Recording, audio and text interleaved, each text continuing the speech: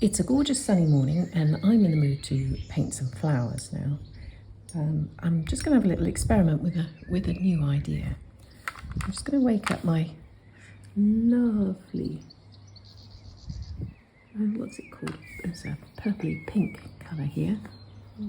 It's called Purple Lake on the side. You can see the sun coming through there. Beautiful. So I want a really pale pink for this. And I'm just going to start by laying out the basic petal shape. I'm using a size 9. I'm just using the tip and dragging the paint up and around like that. Little curly wiggly top and back round. Okay, so just add a little more water to that. Just pull that round in a really pale pink, leaving a little bit of white in places. Adds a little bit of highlight there. But that's my basic petal shape. I'm going to keep going round in a circle like that, leaving a central section free. I don't actually want them to touch these petals.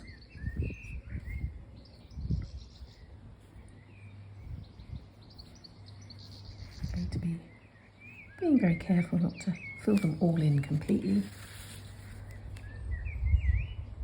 I'm going to start by doing just 3 of them because I want to work on this while they're still wet.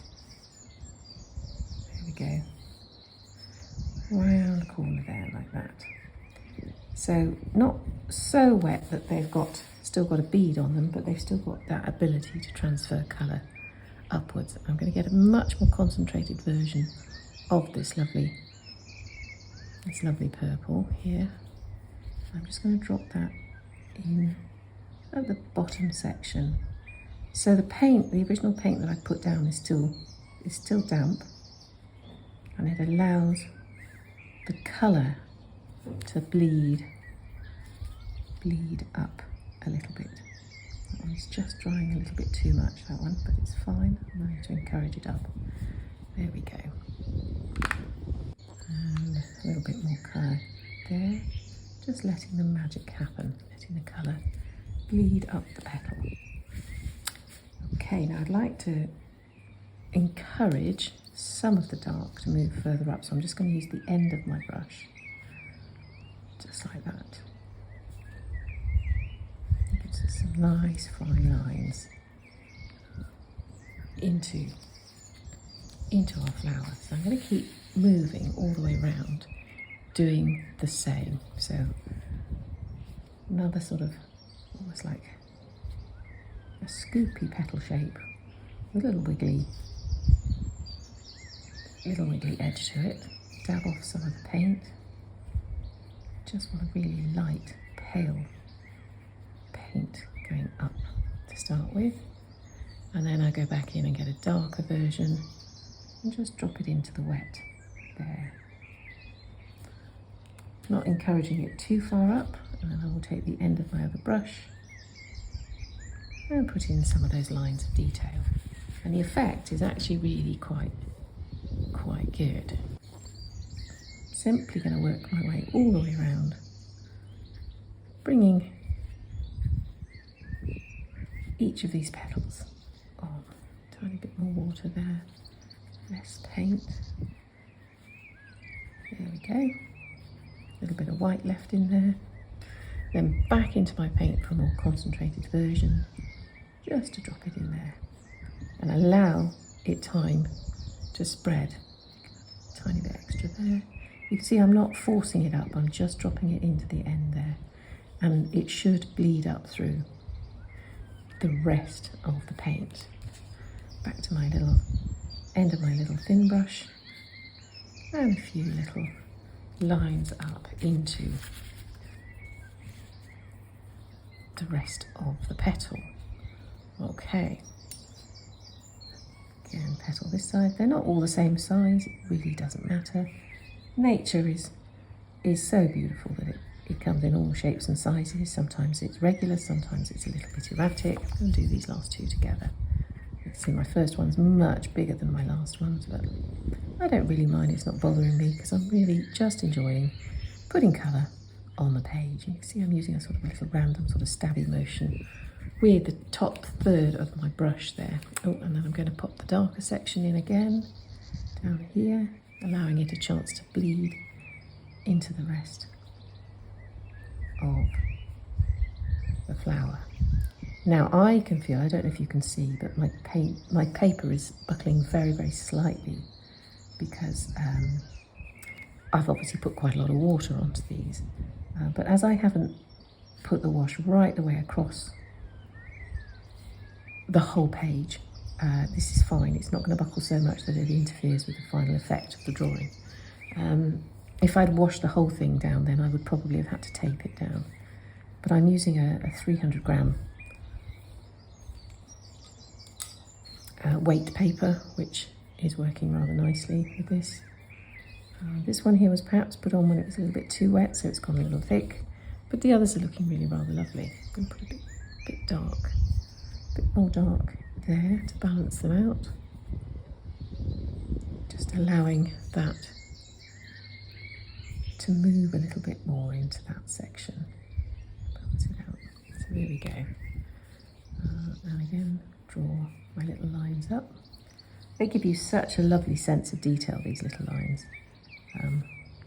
And it's such a clever way of doing it. You don't need to worry about finding a really thin brush, as long as you've got the end of a fairly thin brush to work with.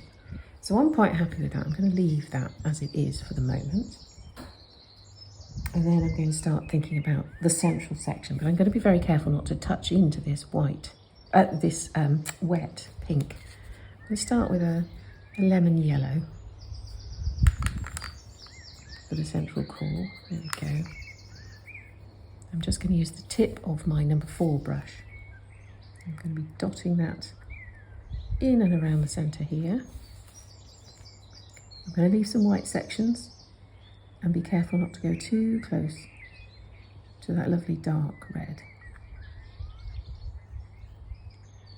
Okay, so that's the first layer of the inner section of my flower.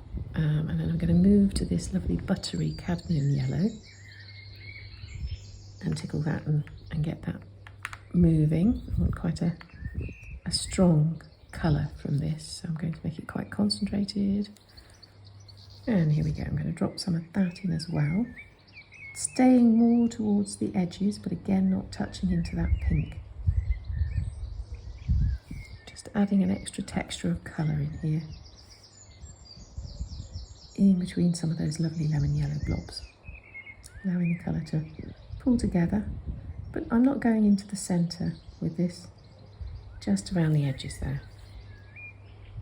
Getting as close as I dare to the pink.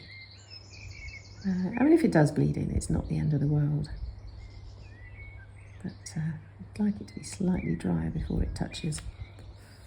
I'm just going to blow on that. So the pink is very, very nearly dry. Okay. Let's just move that there. Hopefully you can still see that. So I'm going to give that another minute to dry. So while I'm waiting for that, I'm just going to pop a little stem on my flower. So I'm going to go into some sap green, which is one of my favourites. It's a nice mid-green, but it's very, very natural. And once you've worked with that, just lay down a sort of a stem. You can then work in highlights and lowlights with darker, a much darker green. So I'm going to leave a little gap and then put a tiny trace of the other side of the stem just coming down there. So that's the highlight hitting the stem. And there we've got our stem coming down. So I'm quite happy with that, that's good. Okay. Once that's dry, I'm going to put a very, very dark line there to give it that sort of roundness. And I'm going to move back into my centre here. I'm going to wake up my burnt umber, which is this really rather lovely dark brown here. Very, very useful dark brown, this one. Oops. Very good for all sorts of centres of flowers. I would use it on a sunflower. Use all 3 of these on a sunflower, actually, if I was painting a sunflower. Okay, so I've got quite a concentrated form of the burnt umber, and I'm going to dab some of the paint off. So I've just got a little bit on the tip. And this one I'm going to drop again around the edges so that it kind of bleeds in to that lovely, lovely orange. And I am actually at this point crossing between that and the pink that I originally started with, because they've got to join at some point. I'm going to get a little bit more, a little darker, I think. But by having the dark around the edges and the light in the centre, it gives a lot more of that 3D effect, which works really rather nicely.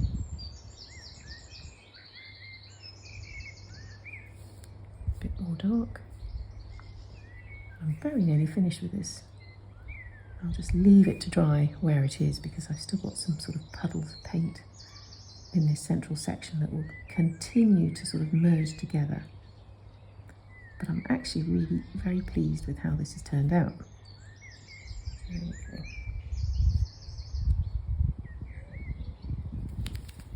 There we go, so I'll leave that central section to work its magic.